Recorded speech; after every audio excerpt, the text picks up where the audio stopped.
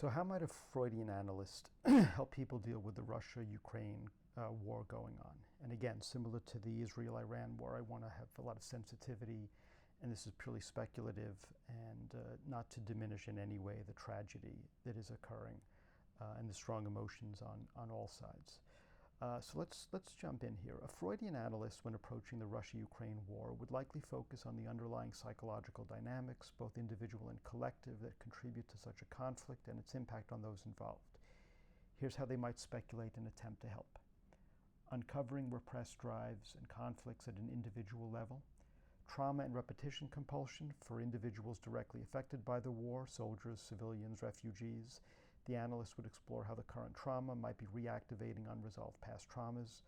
Freud's concept of repetition compulsion suggests that individuals unconsciously seek to reenact past trauma experiences in an attempt to gain mastery over them, even if it leads to further suffering. The analyst would help the individual become aware of these patterns to break the cycle.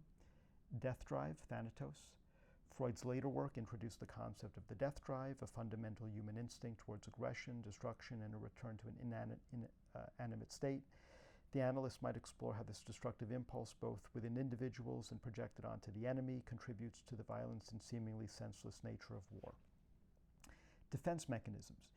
People cope with overwhelming anxiety through defense mechanisms. In the context of war, these might include denial, denying the reality or severity of the conflict, projection, attributing one's own unacceptable aggressive impulses onto the other side, displacement, taking out frustrations and anger on safer targets, family members, non-combatants, regression, reverting to more childlike or primitive behaviors in the face of stress. The analyst would help individuals recognize and understand these defenses to develop healthier coping strategies. The unconscious meaning of symptoms. War can manifest in various psychological symptoms: PTSD, anxiety, depression, nightmares.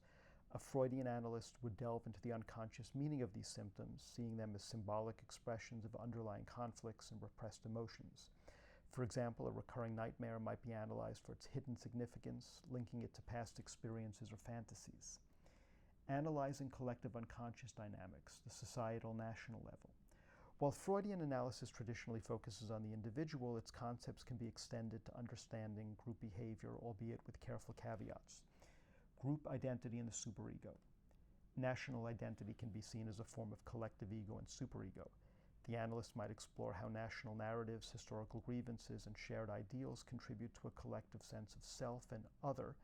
The superego of a nation could be seen in its moral codes, national myths, and the internalized authority of its leaders, which can either promote peace or justify aggression. Narcissism and grandiosity. A nation's collective narcissism, a sense of inflated self-importance and vulnerability to perceived slights, could be seen as a driving force behind conflict, particularly when this narcissism is wounded. The analyst might consider how leaders or groups might be acting out a need to restore a wounded national pride or project a sense of power. Primitive impulses in group behavior. In large groups, individual inhibitions can be lowered, allowing more primitive instinctual drives like aggression and desire for dominance to surface.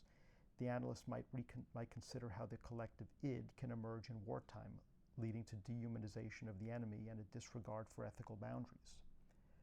Us versus them mentality. The primitive us versus them dynamic, often rooted in early developmental experiences of differentiation and fear of the other, can be amplified in wartime.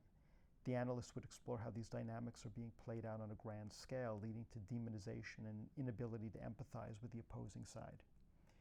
The role of leaders. From a Freudian perspective, leaders can sometimes embody or project the unconscious desires and conflicts of their followers. An analyst might speculate on how a leader's personal psychology, including their own unresolved complexes or defense mechanisms, could influence their decision and the nation's trajectory in conflict. How a Freudian analyst would help.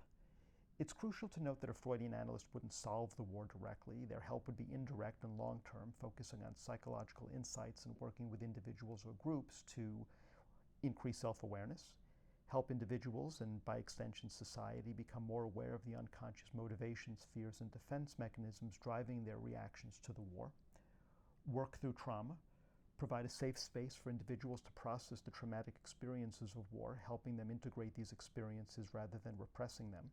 This involves bringing unconscious material to consciousness through techniques like free association, dream analysis, and transference analysis. Promote empathy and understanding. By understanding the psychological roots of aggression and conflict, individuals might be better equipped to develop empathy for others, even those on the other side. Reduce repetition compulsion. By making unconscious patterns conscious, individuals can gain more agency in choosing different responses to conflict rather than endlessly repeating destructive cycles. And strengthen the ego. Help individuals strengthen their ego, their capacity for rational thought, reality testing, and managing internal and external conflicts in the face of overwhelming external pressures. In essence, a Freudian analyst would seek to bring the hidden psychological dimensions of the war to light, believing that greater awareness of these unconscious forces is a crucial step towards healing and ultimately preventing future conflicts. I hope you found this helpful. Again, in no way is this meant to lighten or minimize the tragedy of war, any war, especially this current war. And I thought it would be an interesting approach to look at from a psychological perspective, and how psychoanalytic work might help in some way to make sense of what's happening. I'd like to hear your comments, so please put your comments in the comments section, and I look forward to speaking to you the next time.